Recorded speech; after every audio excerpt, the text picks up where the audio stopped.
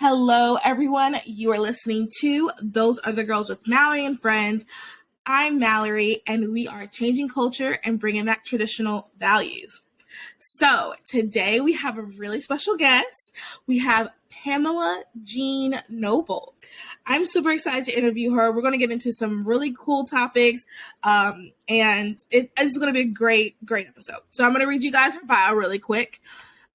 Starting at a young age, Pamela discovered a taste for the limelight on TV shows, and as they say, the rest is history. A balancing education with acting and singing through her high school and college years, Mrs. Noble found notification popped up. I found success in movies, national commercials, and singing at venues like the famous House of Blues in California. Pamela also had a recurring role on Fuel TV's The Daily Habit. After a makeup artist suggested she try modeling, Pamela did one photo shoot and a new passion cultivated. She has done multiple campaigns for Skin Industries, FHM, Maxim, Sports Illustrated, mixed martial arts, clothing companies such as Tap Out and Jocko. She has an in-depth background in the MMA world and industry, along with a bachelor's of science in kinology. Am I saying that right? Kinesiology. Yep. I knew I wasn't saying it right, but yeah. And what she said, from California State San Bernardino. Wow, I should have read this earlier. And she also has a black belt in Taekwondo. So she's a boss. And probably the thing that she loves the most, which we'll talk about, is she's a wife and a mother. And I am just so excited to have her here. And we're just going to get into some really good conversation. So, Pamela, thank you so much for coming to the show. Thank you for having me. I'm so excited. Okay. Oh, sorry. I really like using the things. But anyway, I'm super excited to have you on. Is there anything else you want to tell us a little bit more about yourself?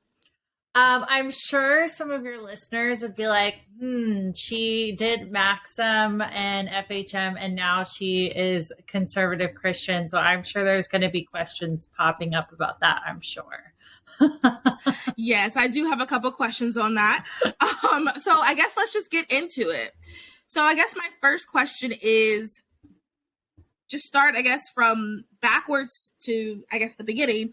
What made you become Christian conservative? Like, what was it what was there like a moment where you were like, you know what, I don't like what I'm doing, I want to do something else? Or talk a little bit about that. Yeah. So I actually went to Christian school from kindergarten to 8th grade at like a private Christian school. However, my parents were not those people. Like, I think they just put me in because they wanted me to like learn morals and stuff like that. But my parents did not go to church. They like never did that any happens of that. A lot.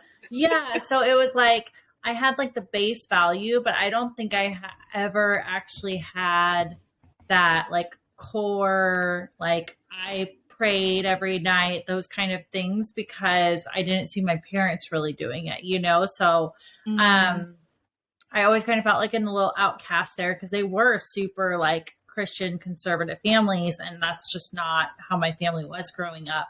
And I really quick, I want to make a comment on that. I saw a couple of days ago on my Facebook, someone shared like some of the ways how people stay in the faith after turning 18. And one of them was that your parents were also like living the Christian life. They were being active in their faith. Like you saw them actually doing that. So that's very interesting that you didn't see that. Yeah, I think it's so important for any child if you're going to, if you're a Christian and you want your kids to grow up Christian, then you have to be like exemplifying those qualities and the Christian behaviors and going to church and not just being, and not even just going to church, it's doing it outside of church. Because I think there's way too many people who go to church on a Sunday and then they don't do anything the rest of the week, but they're like, but I went to church on Sunday. So, so basically, my life just took a twist. I think I was very, into myself and, what the next success was. And I think to some part it did shape me into a better person in some ways. But I think a lot of it was trying to get attention that I maybe didn't get growing up, or I wasn't like the popular pretty person. And so I think a part of me wanted that attention through what I was doing, which is not, you know, looking back now, it's not gonna, you know, get me anywhere. But yeah, so my husband actually grew up Catholic, and when I was pregnant with my son, it was really weird because we just had like this moment where we both kind of like looked at each other, and it was like, I've been feeling like I want to go to church. And he was like, I've actually been thinking about it, but I didn't know how you were going to react. Cause you know, he was going to Catholic church every single Sunday or anything like that. So, yeah, we both had this moment, and one of my bridesmaids and her husband are super close, you know, to God, and their family is amazing in faith. And they told us, well, why don't you check out our church? And it's been such a blessing ever since we've gone. And I'm in like the women's group there now and all these different things. So it was just, I think it was everything that had happened to that moment literally led us to that, and led us to, we go to Calvary Hills, Calvary Chapel, Chino Hills. So I think everything was, yeah. You know that church? I definitely heard of that. Yeah. One of my really good friends, I live in Charlotte, and one of my really good friends, her family went there, and she talks about that church all the time. Charlie Kirk has spoken at that church too, right? Hasn't he? Yeah. They did a Love Life conference there. I know all about that. That's really cool. Yeah, wow. We love it. Praise God. It's amazing. Yeah, I've only heard positive things. But anyway, sorry, keep going. No, you're fine. So that's basically it. You know, it's just been, we go every Sunday. Sometimes we try to go Wednesdays, but that's kind of hard with the baby's bedtime, so we don't really make it there. Yeah. But I'm in the women's group on Friday mornings, and it's just been really amazing to see it, not only the changes through myself and my husband, but now going through our son, because like he's not even 2 yet, and he says that he wants to read the Bible that we have like in his room. Oh, that's so good. Yeah, he'll say Bible because he knows when it's book time he gets to choose his book, and he says church and Jesus, and so all these things that, like, you know, you can be so successful in life, but if your children aren't successful, I don't feel like as a parent you truly are successful, because everything that you do up until that moment of when you send your baby off on their own at, you know, 18, 21, whatever it may be, is leading to that. So if your baby is like lost in the world, then I don't know, you know, you could have done everything you wanted, but obviously something did not end up in the right direction. So, yeah.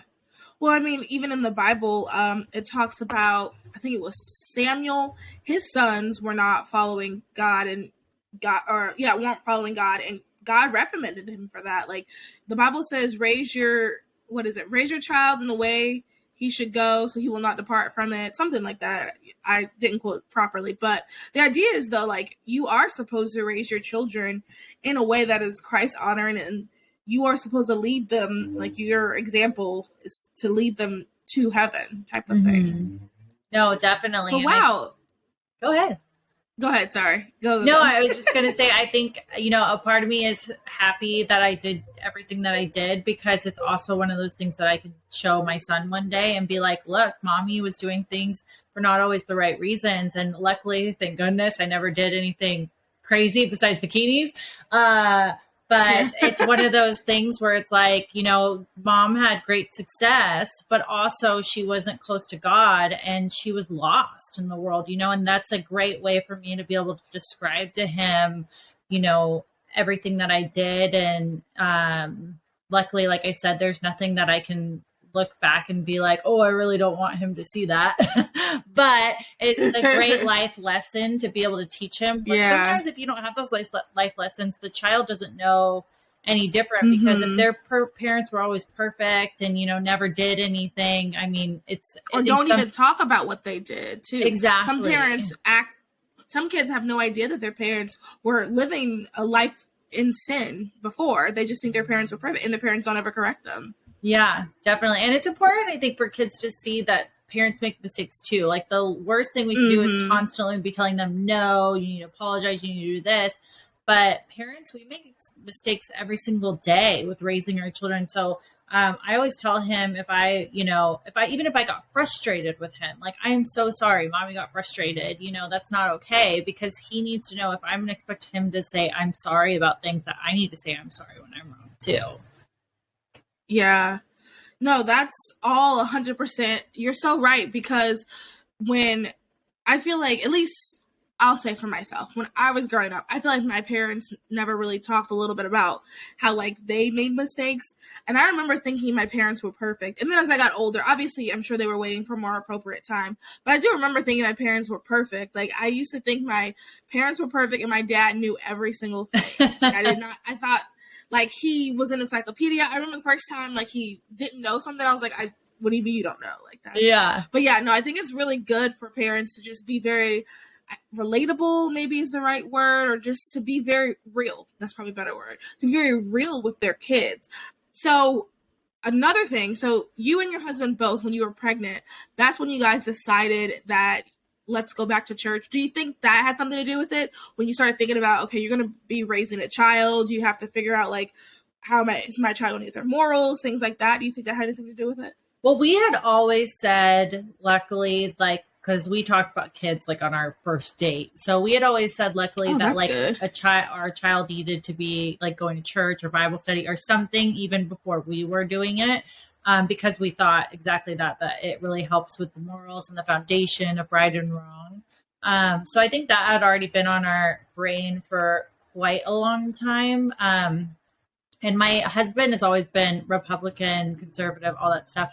I was more of the one who like didn't understand. I remember like distinctly, it was literally probably only like 4 years ago, of like being like, I don't know the difference between Republican and Democrat. And he's like explaining it to me, because I've always just been like, well, I just vote for like what I feel like is right, and like what I, the plan that I support and all this stuff. And luckily he never broke up with me over that, because I feel like there's like thoughts in his mind about it. Where now I'm like almost more, I listen to podcasts every single day, conservative podcasts, and I try to stay so in the loop, because now I know that it's not just, well, kind of how my old mindset was, well, like, it's not affecting me. But everything affects my son now. So I have to stay up to date with every single law that's getting passed, every like thing that's going on, whether it's not even in my state, because eventually it could come in my state. Well, our state's not that great anyway, so I don't know why I'm trying to pretend like if something else comes in our state, but if like something comes in our state, you still want to know. Yeah, I want to know, and I want to be able to talk about these things and be educated with it. Where before, like, I swear you could have probably asked me. Actually, I do know this is true, and I'm going to sound like everyone's going to be like, she's the biggest blonde ever. When Biden was first up, this is how much I did not pay attention to politics when I was little. And they're like, yeah, he used to be the vice president. I was like, who is he vice president for? Oh, okay. So you were that out of the loop. Okay. I mean, no judgment. That's no longer you. No judgment, but okay. Didn't make that big of an impact that I didn't know his name, because I feel like I was pretty good with a lot of other presidents, but wow. That's hilarious. Well, what I was going to say though is I think a lot of people, especially women, are kind of like that still. I mean, a lot of people have become more politically aware, but I think a lot of people are still like that. And that's one thing that like, I really want this podcast to be, whenever we do our political episodes, just to be an easy, digestible explaining what's going on. Because a lot of people really, especially young people, young single people, are just kind of like, I'll do whatever. Like, it doesn't really affect me. People don't realize that, especially your local politics, they don't realize how it affects, your taxes. These prices of everything has gone up. Don't get me started on just regular food. This is going to sound very first world problems, but I went to the nail salon to get my, someone blessed me with a gift certificate to get my nails done. And I went to my regular person, and they had a sign that was like, everything is $2 more, which $2 isn't that big of a deal, but it's just a sign of the times. Like, everything's $2 more. Sorry for the inconvenience. That's what it said. And it's just like, but that has to do with, all that trickles down from politics, and I don't think people realize that. No, completely. And I think where, especially if somebody is, like I said, well, as long as it doesn't affect me, they don't realize that it may not affect you in this moment, but everything could change in 6 months. So that's why you have to pay attention now, because so many people, I think, me included, have been in this category where you're like, well, like what they're doing isn't going to ever affect me. And that was like 5 years ago, where everything that I thought 5 years ago could never affect me is happening right now and could affect my child beyond that, so. Yeah. And I just really want women to care more. And I think it's not, I don't want to say it's not our fault, but I just think sometimes we just weren't, not everybody, like I'm super into politics, like been pretty much my whole life. So I realize that like I'm an exception to that rule in the sense of like it consumes my life. But I just wish sometimes more people could be like at least more caring about it. Like I have a friend who love her to death, but like it's just tiny things that I'm the one like, okay, don't forget you gotta vote today, and which is fine. Like I'm more than happy to do that, but I just wish, because not everybody's going to have a friend like that for someone. So there's Mary Sue out there who doesn't have that friend. So I just wish that we could all be more interested. What was it? Was it your son that really got you to be more on top of it, or was there another event that happened? Well, definitely my son. And I think, so he was born 3 months into COVID. So, oh, wow. The C world. I don't know. I don't want to get it's fine. blocked. So it was, I think we're 16 minutes in. I think we're good.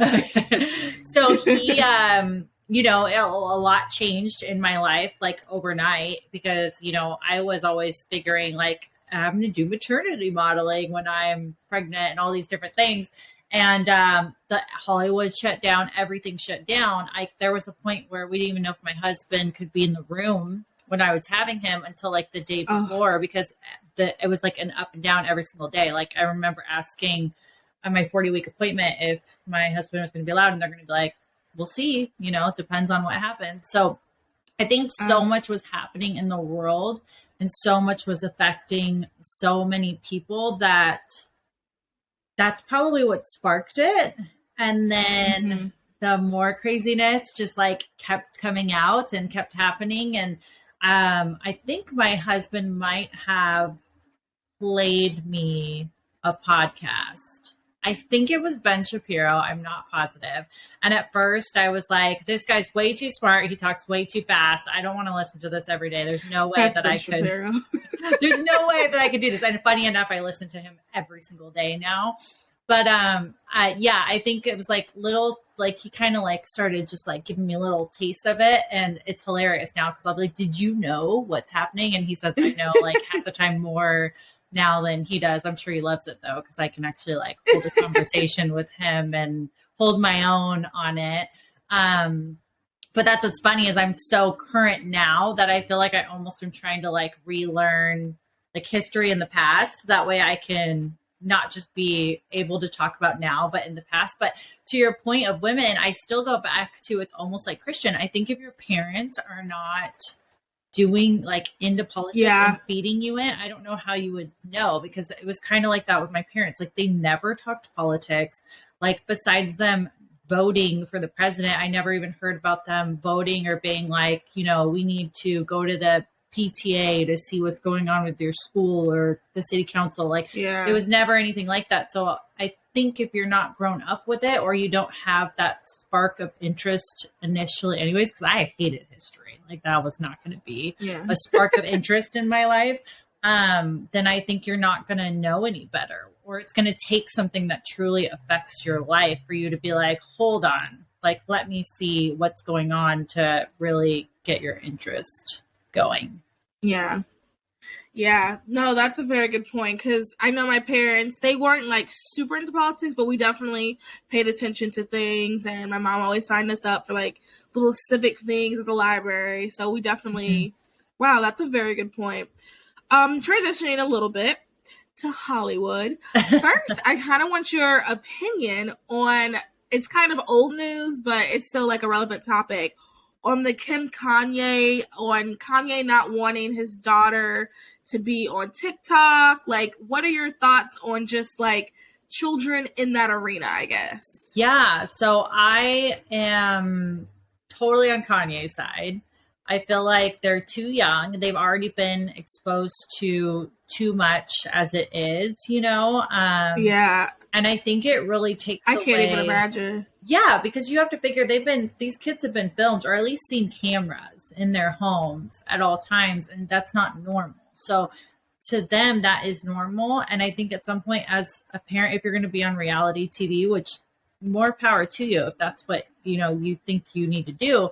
But I think you also need to pull them aside that sometimes and be like, this is not normal, baby. Like, I want you to know that we are blessed to be on this thing called a TV show, but having cameras around isn't all the time. And we're going to try to make sure we have family time with no cameras around. So that way, that this is not how every child is raised. I don't know, something like that, because it can be so easy in that environment to think what is going around you is normal. And until I think you've been to another country or seen something like that, that's just how you think everybody lives. And I don't think that's the right way to raise children. I think you have to have those talks, which I'm sure some parents will disagree with me and be like, they're not going to understand what you're saying. But if you repeat it enough and saying this is not normal, mommy and daddy can pay for anything and not worry, but not every child is like this. I think it has to be ingrained in their head to truly be appreciative. But my son, I will not give him social media till I don't even know when. I actually heard of a parent that gave their kid $500 a year to stay off of social media for 7 years. So it was probably around their teenage years to 18. I'm assuming 13 to whatever. And so it's $3,500. And I was I would do that, because guess what? That $500 is not going into their hands. It's probably going into a bank account, which would be the smartest thing possible. $500 is nothing on the grand scheme of things if you had to buy them a phone. So you're honestly saving money at that point. It's probably what you would spend to give them internet access on their phone for that year anyways. And I just think we're in such a crazy time. I hear parents talk about all the time. It's well, I had to get my kid a phone because everybody else in their class gave him a phone. It's no, you don't. You don't have to do that. This is crazy that these are the kind of expectations that we have. Because I feel if he came home, I would hate to say it because I hated it when my parents did it to me, but I'd be tough luck, dude. I'm sorry. You can use your mommy's phone in front of her so she can see what you're doing. But just because every other kid has it does not mean that you're getting it. I'm sorry. Yeah. No, you're so right. I thought about that too. My cousin got an iPad at 6 or something. And I just remember thinking that's so, why would you do, no judgment to my cousin for giving her kid that. But I was just that's so 6 years old. That's just too young. There's no reason. There's no reason for social media or anything like that at that age. Well, and I think we have to realize that once again, we are the parents. And you have to take that control. Granted, I am not at that age yet. My kid is about to be 2 in a couple months. So parents are probably But I, truly, you have to have a backbone. Exactly. And we're in such a day and age where it's give them what they want. Everybody else has it. They need to feel cool. I don't want to deal with it, I think is the big one. And to me, I only have so many years to get this right. And I only have so many years to make sure that my child doesn't grow up a spoiled brat, because we don't give him everything. This is crazy to me. So he's going to be 2 in 3 months. And I've had multiple people ask, are you going to throw him a birthday party? And I was no, we had a birthday party last year. For one, it was a big one. We had one. And they're oh, well, but he didn't really remember. And I'm exactly. That's this is the prime time to not be implementing a birthday party every single year, because he's going to expect it every single year. So we've decided when he was only a couple months old that he's getting a birthday party at the big one. So we did 1, we're going to do 5, 10. And besides that, we're doing family experiences on his birthday. That's what he's going to know growing up. It's not going to be a house full of presents when he grows up, because it's too much of keeping up with the Joneses. And I don't want him to think, I'm going to wake up on my birthday and I'm going to have 20 presents downstairs. No, honey, that's just not how it's going to work in this household. So I think parents really have to take a step back sometimes. I know, once again, in the realm of Instagram, but you do not need to do everything to keep up with that next person that's posting, because if that's not in the benefit of your child, you're really doing them a disservice trying to have that Instagram photo, you know? I don't know if that made sense. Yeah. But. No, it did, because I feel like a lot of those things, because when you said that, I was like, I personally love birthday parties. So I was like, oh my gosh. And then they're not going to have the pictures. And it's like, wait, that's not what that's not about your birthday. Like having the picture, having the big two, that's not what the birthday is about. The birthday is just celebrating your child. And you can do that on a family trip to Great Wolf Lodge or a family trip to the mountains. Like, it doesn't have to be this big thing. But in the age of social media, I feel like a lot of us are conditioned to be like, oh, I got to think about the picture. Because I know I do that in a lot of things. And I'm trying to like wean off of that. Especially, you know, trying to grow an account and things like that. I'm always thinking, okay, what about the picture? What about the picture? But then you miss enjoying life, and you, like you said, you're keeping up with the Joneses or the Kardashians, however you want to say it. I think the best like success advice that I've heard is like, you are never going to be the top dog. Now that does not mean to not strive to get there, but there is always going to be somebody who has a better car than you. There's always going to be somebody who has a better house than you and is going on a better vacation than you. And their kids have a whole room full of toys that you could never imagine.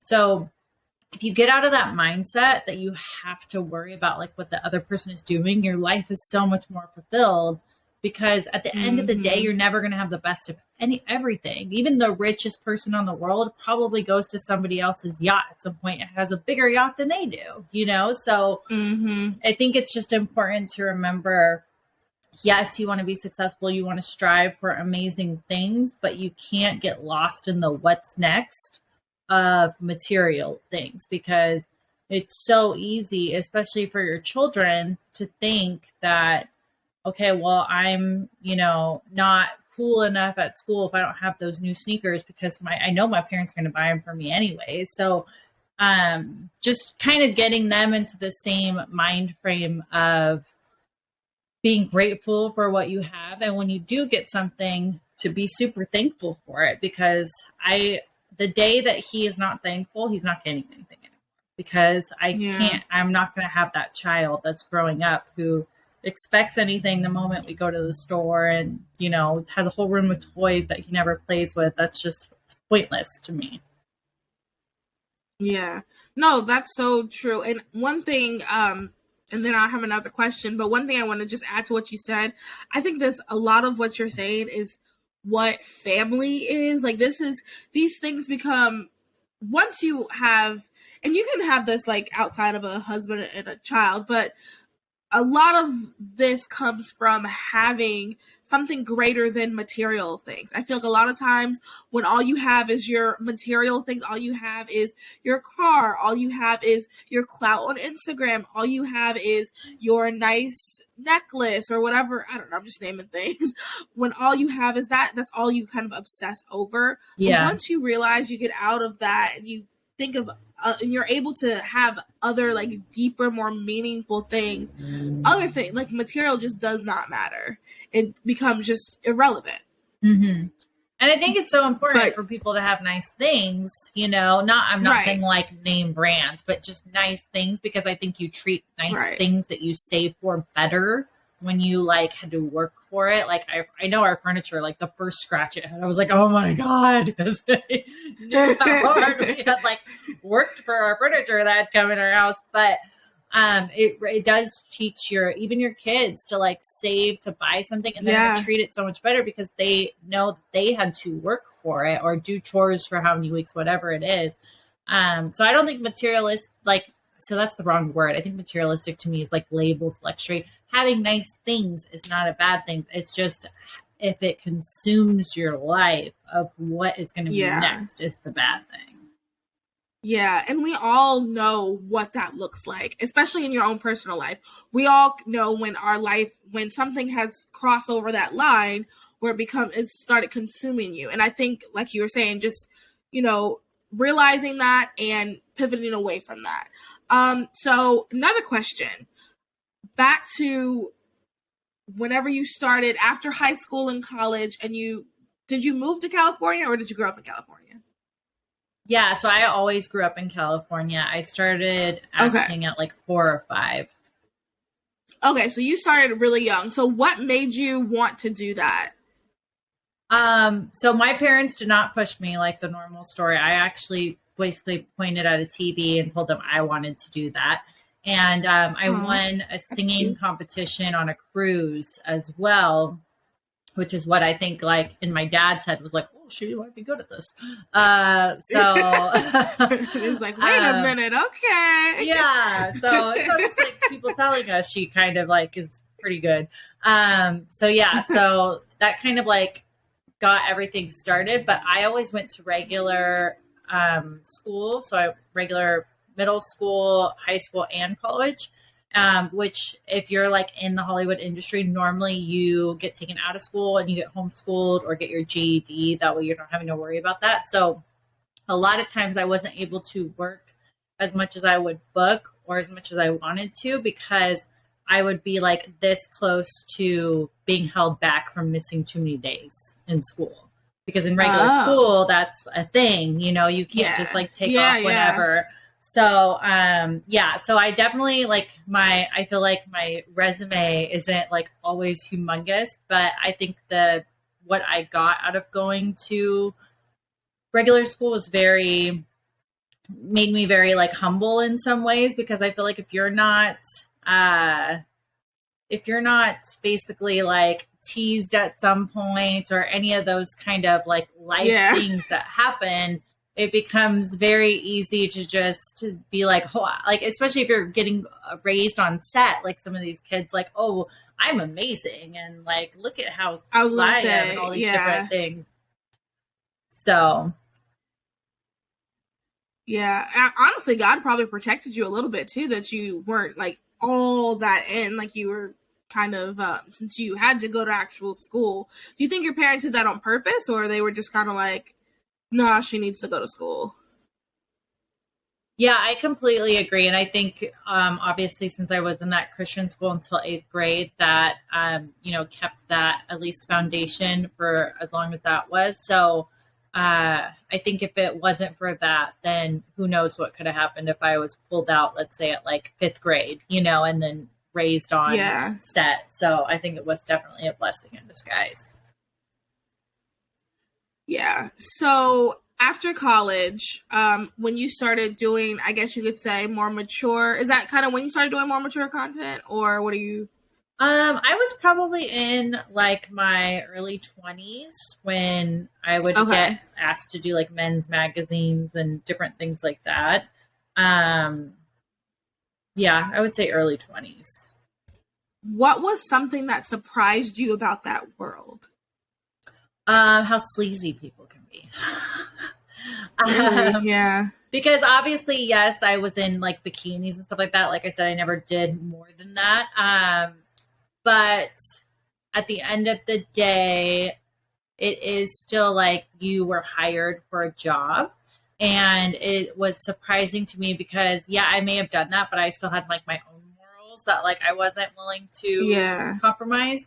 I've even been on an audition before where the casting director or producer, I don't remember which one it was, but he was like, well, we should go to dinner after this casting and we should talk about the role. And I was thinking at like whatever young age I was, like, no, like that does Yeah. not sound good because if you want to talk to me about it, we can talk right here. Like there's really not a Right. thing. Is So that not what we're doing now?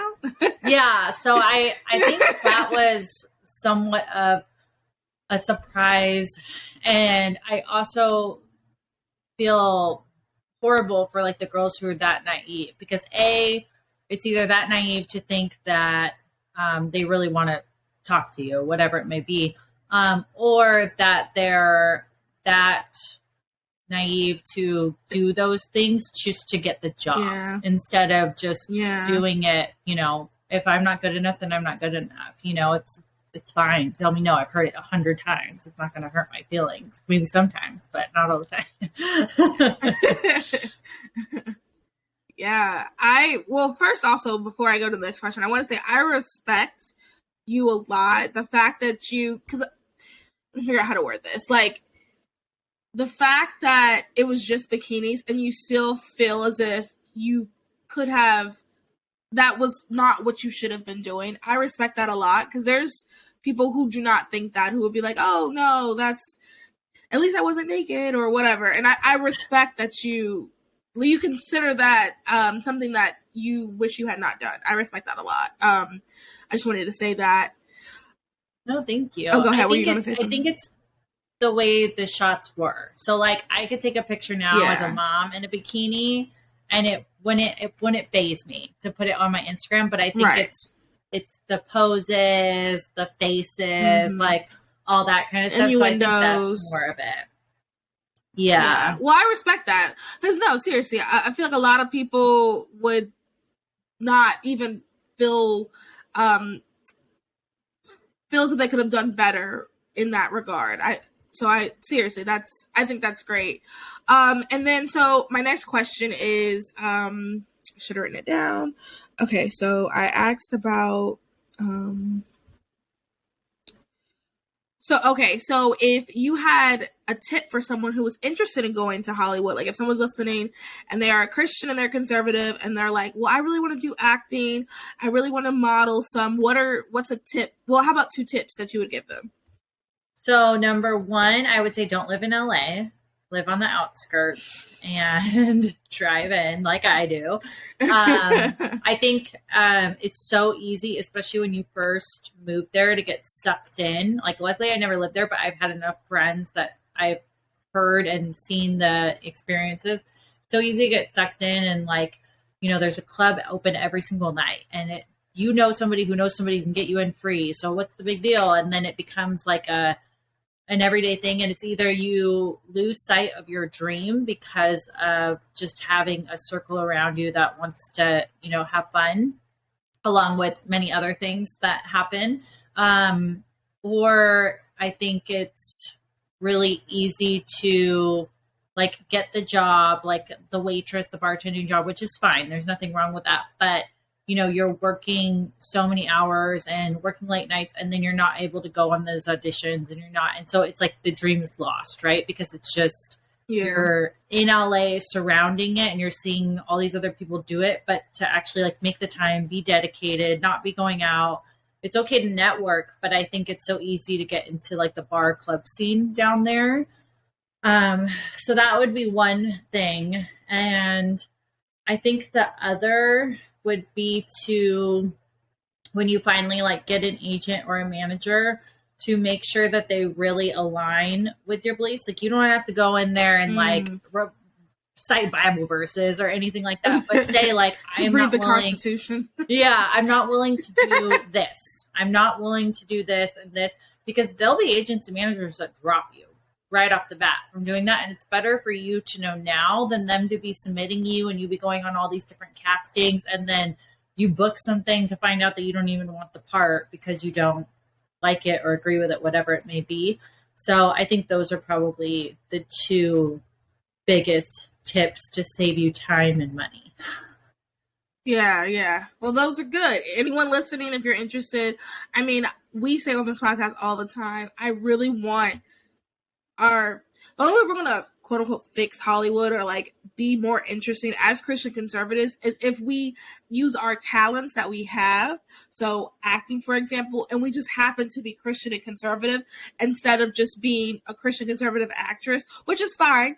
But it just feels like a lot of time our famous people, for example, I'll just use Candace Owens. We all know Candace Owens. We all enjoy listening to her podcast, watching her show. But she's known as the conservative as opposed to being a talk show host that happens to be conservative. I think the only way we're going to get more people to pay attention, the only way we're going to touch more lives, the only way we're going to get better stories in general is if we use our gifts that we have and we just happen to be Christian and conservative. And that's not saying to, you know, play it down, not saying that at all. Play it up if you need to. But that's just also saying, this is your talent, because I mean the Bible says also too that it says the part about we all are different parts of the body. So some people are the hands, some people are the feet, some people are the head, and if we're using all parts of the body, if we're doing that working together, we can get so much more done. We can change lives, we can help people, we can bring more people to Christ. So yeah, that's great that it's great that you are doing that. It's great that you are like willing to talk and have these conversations. I really appreciate this. And I think that people listening are going to appreciate your perspective because, like I said, it's just refreshing and good to hear people who are more of the quote unquote celebrities that actually have, that are Christian and conservative. I guess that's great. Technically two more questions. Transitioning a little bit again, Disney. What are your thoughts? I'm sure you've heard about the getting rid of ladies and gentlemen, the 50% LGBTQA plus blah blah blah. What are your thoughts speak. Rant, yeah, if you will. So it makes me fume for sure because obviously, once again, I grew up where that wasn't really a thing. My parents didn't really worry about what I was watching or anything like that. And we have Disney passes for Disneyland. Wow. Yeah, so a part of me, it really upsets me because it's so weird in the day and age that we're in where somebody else's personal beliefs, they think that they can just put them on everybody else and that we have to accept it. And I don't quite understand that because they get so upset when we say that they're wrong and that, these are the conservative values you should have. So I don't see how they don't understand the mindset of like, but you're doing the same thing when you say we're wrong and we just have to accept yours, but you won't accept ours. So yeah, when I heard that like leaked call, I was just like, oh my gosh, like I wish I could be in that room right now. This is so like ridiculous. I've actually had a lot of moms reach out to me too, because they know that we have the Disney passes. And I said, here's where I stand on it. I'm never going to get Disney Plus. Like that's out of the question now because now I can't always know what he's watching is going to be fine. Right. You can't just leave it on. Yeah, and exactly. Leave the room. Yeah.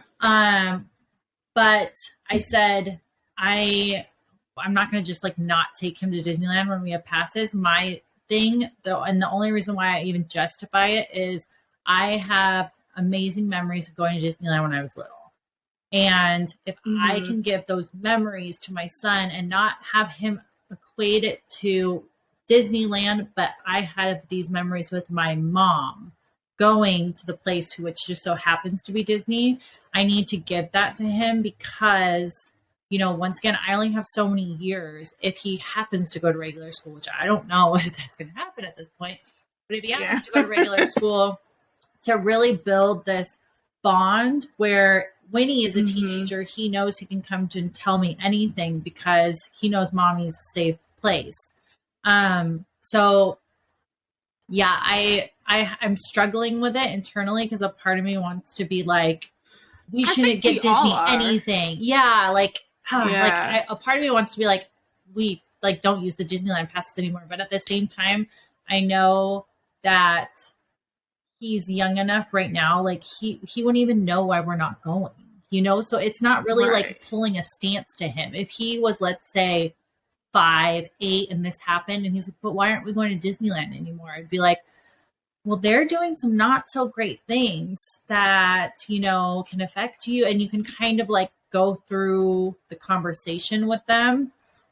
So yeah, it's just like an internal battle. It definitely makes me angry. I think it's so not right. Yeah. I think it's ridiculous that every corporation now like does this virtue signaling to basically say like, but look at how amazing we are. Because at the end of the day, I think these corporations forget, like when you have stockholders, you work for us, It's obviously not to like the full extent, but like Elon Musk just proved it with Twitter. Like if I have a high enough stake, like, Lord, I wish I was a billionaire because I would buy tons of Disney stock and be like, guess what? You work for me now. And we're not putting those on the air. But if you're a Disney stockholder, the best thing I can say to you is you need to be going to these shareholder meetings that they invite you to, and you need to speak up because the problem is that we're so in this age that everybody else can say everything, but we are told that we have to be quiet.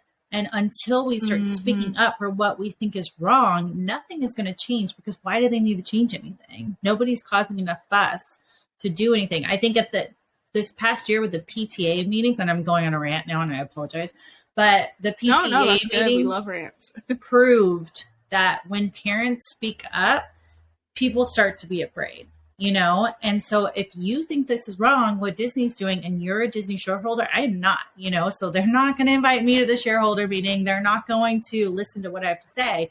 But anything of a company that you don't like, if you're a shareholder, if you're a customer, whatever it is, like, better believe I'm still going to write in, at least because I have Disney passes, and say, like, I can't believe your employees are saying that they can put whatever they want into these TV shows, and my 2-year-old might watch it when I'm not looking around. You know, it's those kind of things that if we don't speak up, how are we going to expect anything to change? You can't just sit here and expect the world to be different tomorrow if you're not willing to stand for what you think is right. No, I completely agree with everything you just said. I want to add, on Facebook today, I saw someone, they had they have a pass as well, and they were going back and forth whether they should get rid of their pass. Apparently, I haven't heard it, but I'm going to listen to it. Megyn Kelly had a former exec on her show or something like that, and the only thing that will make a change is the shareholders. Us not doing Disney Plus, she said people who aren't doing Disney Plus, people who aren't going in, that doesn't really affect them because it's not enough. But if their shareholders did something, that would affect them. So that kind of should make you feel a little bit better. And then also, too, like you said, anybody listening that just happens to be a shareholder, that happens to have stock in the company, this is just also like a call to action. Like, this is the time to actually try to do something. I mean, and try to, like, make a difference. If anybody who doesn't know what Elon Musk just did, he literally proved that this can be done in any company. It just takes enough people to do it. Obviously, not everyone's going to be able to buy almost the entire majority of the company like he did. But if enough people stand up, they're going to be like, oh, wow, we really can't push these buttons anymore. We can't keep pushing this envelope anymore because people are literally saying that they've had enough. I mean, we should still be raising Cain for the fact that they're not saying boys and girls anymore. Like, are you kidding me? Like, Mickey not saying boys and girls. Like, once again, if you are offended by that, you are getting way too offended by things. Like, if you weren't offended by it 20 years ago, there's no reason why you should be offended now. Move on with your day. This is why we should never give out participation trophies. Like, your feelings are going to get hurt sometime in the world, and you have to brush your shoulders off, stand back up, and move on with your life. Like, if I stopped every single time I got a no in casting, or I got turned down for a job, or I got made fun of in high school, I would not be who I am today. Like, you need to get hurt sometimes, or your feelings need to get a little hurt for you to be a stronger individual. And we've let them or push even their. Go ahead. Well, I was just going to say, sorry, really quick. I was going to say, or even just have a real life experience. I feel like if you have other things going on in your life, someone saying ladies and gentlemen is not going to affect you. Like, I feel like if you have real troubles, if you're trying to start a business, and if you are trying to start a podcast, you're not going to be concerned about someone saying ladies and gentlemen, boys and girls, if you actually have, like, goals. That's just exactly my 2 cents. No, I completely agree with you. I think it's such a weird day and age, and that's why I think I'm so strict already on, like, how my vision is of how I want Aiden to be as he grows up, because, like, don't get me wrong, I want him to be the gentlest, sweetest, caring boy as he grows up, but I also want him to know, like, guess what? Like, once you're, like, a little bit older and you fall, there's going to be times where I'm going to be like, you're okay, you know, and I might give you a little tap on the back, but it's not going to be these full-on hugs as it is, and it's not going to be anytime soon because he's still not old enough to know. But when, like, he's 3, 4, 5, yeah, there's going to be times I give him that hug and I give him that consoling, but there also needs to be times where it's like, baby, that wasn't even that, like, you're not even bleeding, you're fine, like, nothing's broken, let's keep playing. Because without those kind of moments, like, this is why we have, I think, the kids that we have today, where they expect everything. They think that they should be handed everything, and that if their feelings are ever hurt, that we need to stop the world. And I think for some things that we do, but not everything. And I think we're too much into this age where we're going to stop everything if somebody's feelings are hurt. Yeah, no, I agree. It's crazy that this generation, well, it's not crazy because it's crazy what's happening, but it makes sense because we just really haven't gone through anything. I mean, now I feel like we have, but like before the Miss Rona came by, I feel like we never really had, at least I feel like I mean, I had hardships, like, I was bullied, but I really didn't, like, now as a 27-year-old who is by single income trying to get groceries, like, now I have real issues. Now I'm like trying to really also trying to start a business and things like that. But thankfully my parents didn't raise me to be super entitled, so I don't have those. I'm not upset over, ladies and gentlemen, but my whole point is, like, there's other people out there like me who we didn't really have it that hard. We didn't have a war. We didn't have, most of us grew up middle class. Like, I don't know too many people that didn't grow up like pretty much middle to upper middle class, and that could just be my circle, but like for the most part a lot of us didn't have that many struggles. So like because of that, we're kind of, I think, just we're soft. Where I forgot who, I think it's Maj, the Black Guns rights guy, he always calls people squishy. I think we're very just a squishy generation because we just hadn't had because we just haven't had anything really up until now. I think now, at least if you're not concerned about pronouns and things like that, I feel like now we kind of have some, we're in the middle of a economic crisis, but that's another episode. But yeah, so no, you're right though. It's a lot of it is just the entitlement, and it causes you to care more about things that just should not matter. Should not matter. The feelings hurt is the big one. Like the fact that we think we have to like bend down anytime one person's feelings is hurt. I'm just like, this is not our great grandparents would be rolling over in their graves right now if they saw some of this stuff. Oh yeah, for sure. And you're right. Like, obviously be kind and nice to people, but there's just certain things that as a person who is receiving it, you just kind of gotta, dang, that stings, and then you just gotta push forward and move on. I mean, the best revenge is just being successful. So like if someone says something you don't like, then just be more successful than them. There's no reason to cause this big ruckus. Anything else you want to add before I ask you the last like big question? Is there anything specific you want to get into, or? I think if you, like you said, you're not like super into politics, or maybe you're starting to get interested in it, I think especially in today's day and age, you really need to, and I'm not saying like dive in where you need to be spending 4 or 5 hours a day doing this, but you really need to start seeing what bills are trying to be passed in your state. I think that's been the biggest thing. And I've now been, like listening to podcasts and conservative and like really diving in to be able to hold my own on conversations for like 2 years now. Welcome. Yeah. Welcome. But the last 6 months, seeing these bills that are trying to be like sneakily put in to legislation and how crazy they are verbiage wise and what it would actually mean if they pass. Like, you need to figure out what's going on. And if it is something that truly speaks to you, we have plenty right now going on in California.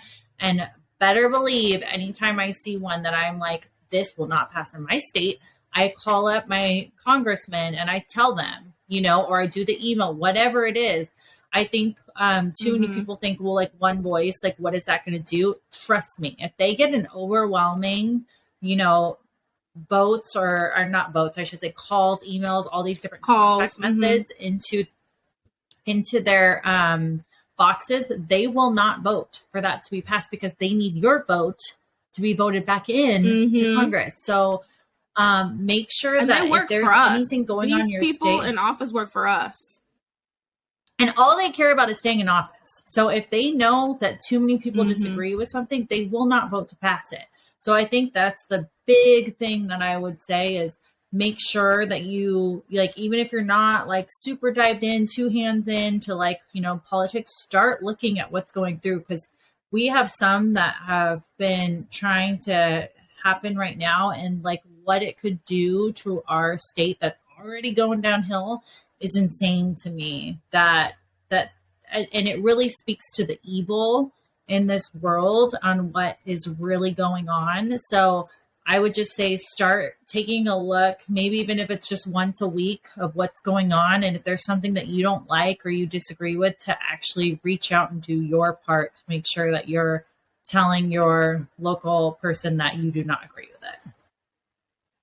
That's good. That's good. So it's kind of the exact same question, but not really. If every girl in the entire world was listening right now, every single girl, and you could tell them one thing, and it doesn't have to be about politics, it could be about literally anything, or it could be about politics, what would you tell them? What advice would you give? I guess that's better. If every single girl, no pressure. So I'm going to go with this because I feel like even if you're single, married, or a mom, it can actually affect your day.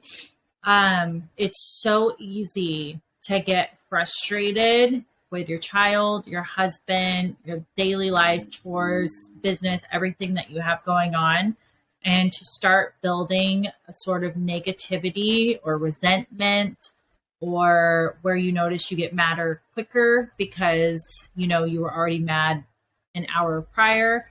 And I think the best thing that you can do is either get on your Bible app, like I have YouVersion, or say a quick prayer, or, you know, sometimes I just do the like, Lord, give me patience right now. Because I saw even myself, especially in like the newborn phase, becoming so like resentful when my husband would just get to go to the store and I have like a baby passed out on me breastfeeding. And I saw myself becoming a version of me that I didn't like. And I very quickly fixed it, but I know it's not that easy for everyone. But your life will be so much better if on those frustrating moments, you don't let it get to you and eat you alive, even though it's hard. And just to have a more positive outlook on things. I think we are in a day and age where it's really hard sometimes to be grateful for the stuff that happens on a daily basis. So once you're more grateful for the little things, it makes it even more grateful in those big moments to not just go down that rabbit hole. So even when I have a long drive to LA now, I try to be like, thank you, Lord, for getting me there safely and back, because I could have been in a car accident today and I may not be here. When I was super sick last week with a stomach bug, the day I felt 50% better, I was like, thank you, Lord, so much for my health, because 2 days ago, I couldn't get up more than 5 minutes to walk without feeling exhausted. So, you know, it's so easy to compare once again with Instagram, with kids, with husbands and all these different things. But if you give yourself a second to really think about, should I say this comment? Should I lash out? Should I raise my voice at my child? Should I, you know, get so frustrated that they're on their 10th tantrum of the day, or just say, it is what it is. They're two. It's going to happen. Put it in your head. It's going to happen. And I think it makes it so much easier to be such a more fulfilled, happy person that other people want to be around. And your whole outlook on your days and your life will completely change once you let go of getting upset about the little things that, honestly, if you get upset about it, it's just affecting your day, not anybody else's. You know, like my son might be upset if I get frustrated with him, but it's going to eat at me longer than it eats at him. So I think that's probably the best advice I could give, because I know that it's changed a lot into my life. And I think if everybody did a little bit more of that, because we're on such a go time frame nowadays compared to back in the day when it was much more slower, it'll really give you a more positive, joyful life and make it that much easier for you to be kind to other people instead of having a quick action response that you may regret later. That was very long. That was great. No, that was good. I'm gonna have to clip that and make that like how Joe Rogan does the clips. I'm just gonna do that now. I mean that's really good advice, and that's honestly something that I need to work on. And when you said, really what sparked me was when you said just thanking God for the little things, just the driving. I have to, like, that's something I know I really need to work on. It's just tiny moments where it's like, you know what? God didn't have to do that. Thank you. God didn't have to do that. Thank you. So it's so easy that I bring this up because my husband and I would get, like, we've never yelled at each other, but we get in, like, I call them bickerments, right? I'll say we're arguing. He's like, we're talking, because we're talking in normal. But anyways, I used to get so, like, frustrated with him if we'd be running late for something, because I am such an on-time person, and most of the time we run late because of him. And it's so funny how you just never know why that could be happening. Like, if you left 2 minutes earlier, would you be in a car accident because you left 2 minutes earlier? And we, my son and I actually had a shoot for a stroller company on Tuesday. And literally as we were about to get to the house, we're waiting to, like, basically drive up to a stoplight, and a car just, like, came across, like, where I had to slam on my brakes and everything.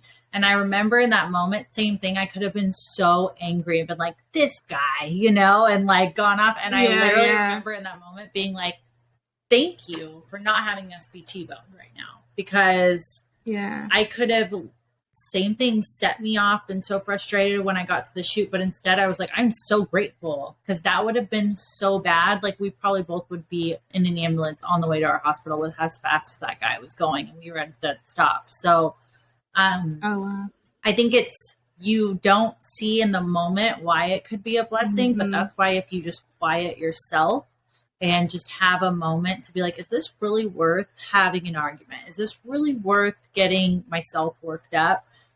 You can start to see the more beautiful moments in life of why maybe things happened a certain way they did. Yeah. Wow. Beautiful. Thank you so much for coming on. I really appreciate this. This was a really great conversation. It was great to hear your perspective on so many things. If anyone wants to follow you on social media, or anything like that, plug all your stuff. I'm at Pamela Jean Noble pretty much on everything. So Facebook, Twitter, Instagram, YouTube, and unfortunately TikTok too. Oh, you're on TikTok, the Tickety Talk with the kids. I actually had to do it for a charity that I, like, helped support. So they needed, like, me to post it on TikTok. So sometimes I just post my reels that I already do on Instagram on there. Yeah. But my husband gives me crap about it every single time. He's always like, you need to delete the Chinese propaganda. And I'm like, oh my gosh, babe, come on. It took me a really long time to get onto the TikTok. Everyone, like, everything I've read, everyone I talk to that's, like, an influencer they're like, you have to be on TikTok. And I'm like, no, I don't want to. And then I was like, that they said it's the best way to, like, get exposure, get people to see your stuff. So I'm on TikTok too. I get it. Thank you again for coming on. Everybody listening, if you enjoyed this episode, which I'm sure you did, make sure you rate, review, subscribe, share, however you want to get this out. And I think this is another great episode to share with people who are not necessarily political, and they might not necessarily call themselves Christians, but I think it's just still a really great episode for them to listen to, just to hear a different perspective. And, you know, we learn a little bit of things about Hollywood. We also learned some stuff about motherhood, and we got great advice. So I think this is a great episode to share. Trying to think anything else. Is there anything else you want to add? Last thing or anything? I think that's it, but I'm an open book. So, like, if you ever want to talk or, you know, pick my brain or just become friends, send me an Instagram message. I feel like some people are always like, they'll tell me, like, I'm so scared to talk to you, but, like, I'm a normal person. So please send me a DM if anybody wants to, you know, pick my brain or become friends. I don't bite. Yay. All right. You heard that here, folks. You can message her and it's no big deal.